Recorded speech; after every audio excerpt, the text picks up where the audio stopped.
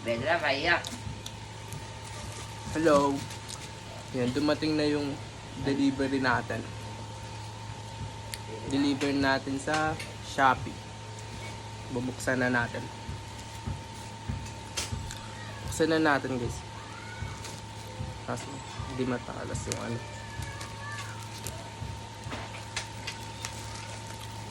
Mulap tayo. Buksan.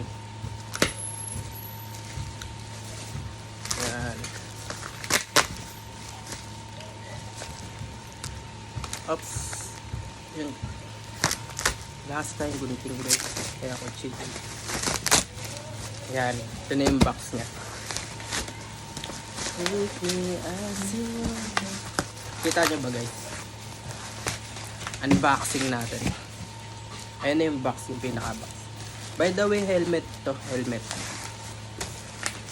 Yan. Helmet yung in-order natin sa Shopee. So yun guys. Hindi siya naka-tape ng maayos. Ito. So dapat dito sealed na sealed. Pero tignan natin kung safe yung item. As long na ano, wala naman damage yung item guys. Yan.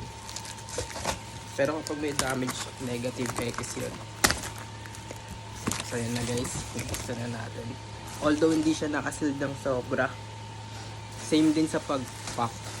Parang isang balot lang. Sana dinoble. Pero safe lang. Ganun talaga. So ito na yung helmet niya. Ito na yung pinaka-helmet guys. Kita nyo na. Yan. Kita nyo na. Yan. Check natin muna kung may damage siya. Kasi kung may damage or gas-gas, ganun. Babalik natin. Yan. Okay. Tignan natin.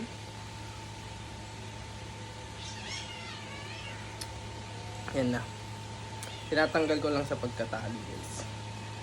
Yan. Na-unbox na natin. Bumili tayo ng helmet eh. So yan guys. Ayun na. Yan na. Ito na yung helmet natin guys. Na in-order sa Shopee. Check natin na. Yan. Overall okay naman kahit pa paano, walang gas-gas kaso medyo may dumi dito. Yan.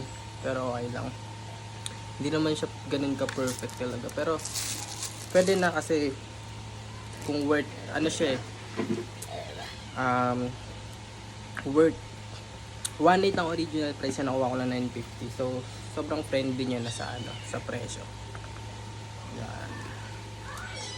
So tanggalin natin, bubuksan natin. So ayan yung helmet niya. Tanggalin natin yung plastic.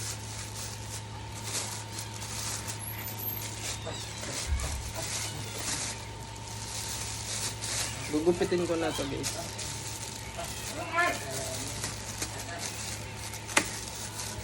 Ayan.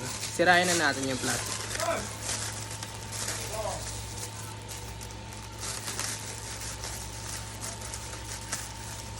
Medyo may hirap guys ha. Ang hirap nito. Pag wala tayong gunting. Wala kasi ang gunting guys. Kaya. Ayan. Ayan na. So ayan na siya guys. Natanggal na natin. Testing natin yung suot.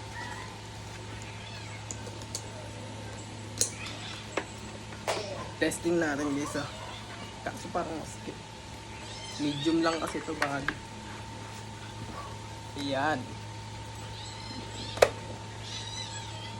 Ayan siya guys. And overall goods naman. Wala naman damage, yun lang. Pero yung next time ano, kailangan double. Kung kaya i-double ng bubble wrap tapos i-sealed ng maayos kasi helmet yan eh. So yun. So far ano naman, dumating naman ng walang damage na item. Yan. Thank you kay seller. And of course kay rider na safe dumating.